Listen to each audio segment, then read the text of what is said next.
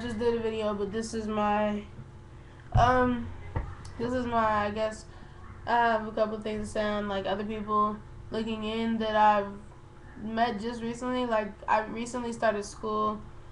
I'm taking a gender and communication class, and, like, there's a lot of people in there who seem to be really closed-minded, like, more than I thought. And the whole time I'm in there, all they do is, like, they just have negative things to say. Like, I mean, I'm not a negative type of person, and for someone just to have negative stuff to say over and over and to tell me that, like, I'm doing this for the wrong reasons and telling me that I'm going to hell and all of this stuff, like, if I guarantee you, if they knew the situation and how I am, who I really am as a person, like, they would understand. So I figured, since there are some people out there who doubt that this is really something that I should be doing, I figured I might as well tell you guys a little bit about why I feel like I'm ready to transition, why I feel like I'm in the wrong body.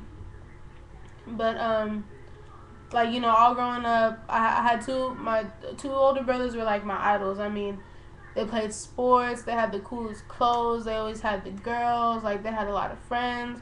And growing up, like, I idolized them. I hated wearing the dresses that my mom bought me. I hated it so bad. I remember I used to sneak in, like, to my little brother, to my older brother's rooms early in the morning and take their clothes because I would want to wear boys' clothes to school. And I would do it. I did it every day, like, every day for 2 years. And like, in 5th and 6th grade, I did it every day. And I took their shoes, I would take their hats, I would take their sweatshirts, I would take everything. Anything I could take to make me look more like a boy, I would take. And when I put it on, I felt like I was looking good. I'm not gonna lie. It made me really happy. And, I used to buy hats all the time. Always wore hats and beanies, always, because I hated how my hair was. I used to have really long hair, like, and mom always wanted to keep it in braids. So I always had braids, and if I didn't have braids, then I had long hair. But for me, it wasn't something that I liked because I didn't feel like I was a girl. I felt like I was supposed to be a boy. I felt like I was supposed to have my hair cut. So I remember all the time always begging to get my hair cut, begging and pleading. I remember one time I even cut off some of my hair by myself so I could have it a little bit shorter. And as soon as I did that, it just went back in braids. But, I mean, like, growing up, I always felt really out of place. Always in the girls' activities, I felt out of place. I felt like, why am I here when I'm supposed to be with them? Like, why am I doing the girl activities when the boys are over there? Like, what am I doing over here? And a lot of it was done without a choice. Like, I did Girl Scouts, and I hated it. I mean, I'm not girly enough to be, like, doing flowers and making blankets and stuff. Like, that just wasn't my thing. When the Boy Scouts were doing, like, carving and camping and all the cool stuff, and I'm like, why am I doing all this girl stuff? I'm not supposed to be here. I'm supposed to be with the guys. And that was always how it was. And even in my church, I remember people started calling me Chris as soon as I got to, like, 13. They started to realize that I wasn't, like, I'm not the typical girl, like, that they would call me a tomboy. So they would call me Chris, and they would call me Peter, and they call me Sean. It was never Courtney. It was always a guy's name. And finally, I told him, I was like, okay, you guys could just call me CJ. So they just started calling me CJ. And ever since then, everyone's been calling me CJ. The only person who doesn't really call me CJ is my fiance. And that's fine because she's my fiance. And she met me as Courtney, so I'm not going to make her change to what she calls me. But, I mean, like, all I can remember growing up is, like, wanting to be a boy, wanting to have my hair cut, I hate so much how my body is. I hated it so much. I would cry. I remember I tried to commit suicide a couple of times because I was so depressed because I thought I didn't have a way out of it. I thought I was permanently going to stay like this and that there was nothing I could do about it.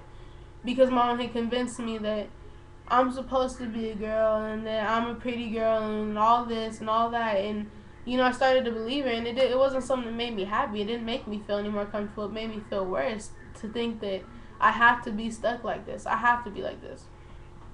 And, I developed at a really early age.